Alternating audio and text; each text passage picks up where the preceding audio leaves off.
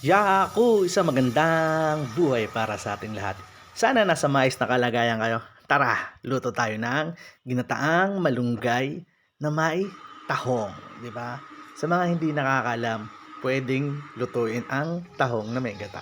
Pero alam ko naman na alam din niyo yan, di ba, mga yako? So ayun, tuturuan ko kayo na pinakamabilis lang magluto, napakabilis lang maluto, at saka napakabilis lang hanapin. Di ba? Syempre, lilinisan muna natin tong tahong. Ayan, pag ako nagluluto ng tahong, kinikis-kis ko muna talaga yung ano niya, yung shell niya.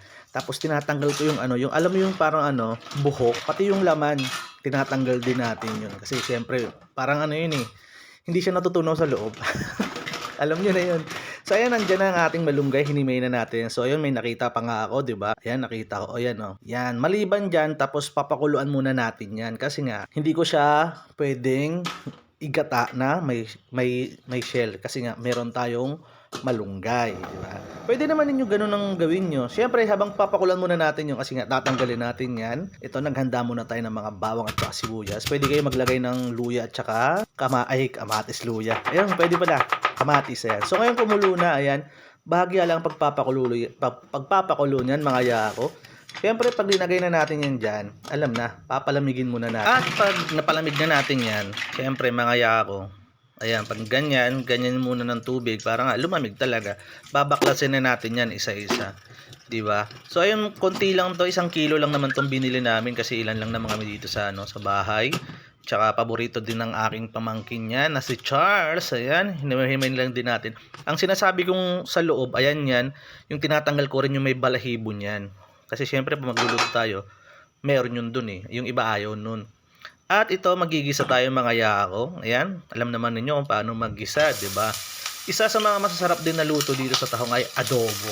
Adobo talaga na may gata din, 'di ba? Adobohin niyo muna, ganyan. Ganun din, same process lang din. Kung baka babaklasin lang naman ninyo 'yun. Papakuluan lang din ninyo, tapos pag nabaklas, ayan, adobohin ninyo. Ayan. Kunti lang yan, no? Akala ko madami sa 1 kilo eh. Bahag din kasi ang tahong eh.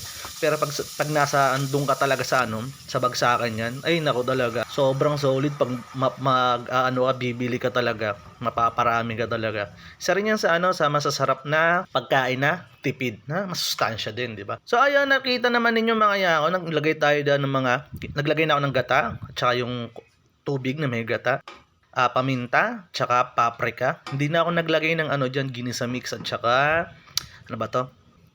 Fish cube. Ang linagay ko lang diyan, asukal at tsaka asin. Ayan, mga yako. Ayan. Linuto muna natin yung gata kasi nga yung gata na yun, hindi yun fresh. Alam nyo na. So, naglagay tayo ng sili. O, di ba? Itong luto na to, alam nyo ba mga yako? Talaga naman, pwedeng-pwede ito sa pamilya mo. Ayan, lalo na sa nagpapadede dyan. Pwede yan sa unang pamilya mo at saka sa pangalawang pamilya mo. De, pero lang mga yako yan. Takpan muna natin mga yako, papaimpisin lang natin yan. At pag ganyan na mga yako, ayan, hahaluin na natin yan ng dahan-dahan, di ba? So pag gusto naman ninyo medyo magata-gata talaga, lagyan lang na ninyo ng tubig, adjust niyo na lang din. Kayo na mag-adjust kung gaano karami ang gusto niyo. Ako kasi gusto ko ganyan lang para lasang-lasa mo yung gata talaga mga yako. Tapos pwede kayo maglagay ng siling pula dyan, di ba? Sa malunggay din, pwede kayo maglagay dyan ng ano, hindi lang tahong.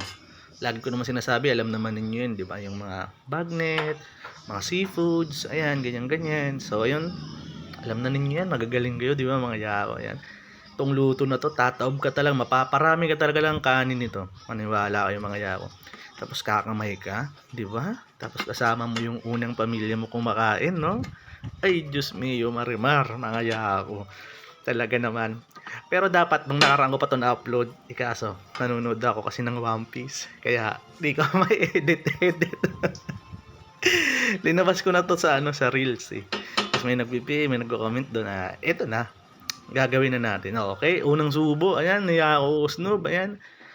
Oh, 'di ba? Nakita naman ninyo 'yan mga yako, 'di ba? Taob na naman talaga ang kanin diyan, sira lagi ang diet. Akala mo talaga nagda-diet eh, no? At ayun na nga mga yako, no? Kumbaga kung sakaling ano, napanood mo 'to hanggang dito ngayon, alam mo na ang gagawin mo. Mag-comment ka na lang. Kung hindi, share mo na lang din, bahala na. Basta ako nagtuturo lang ako sa inyo kung paano mga simpleng pagkain, 'di ba? So ayun, malinis lang ang ating kainan na 'yan, oh. Nakita naman ninyo. So, muli, maraming salamat mga yako. Kung nasan man kayo, galingan nyo. 'Di ba? Mabuhay kayo hanggat gusto nyo. Bye-bye!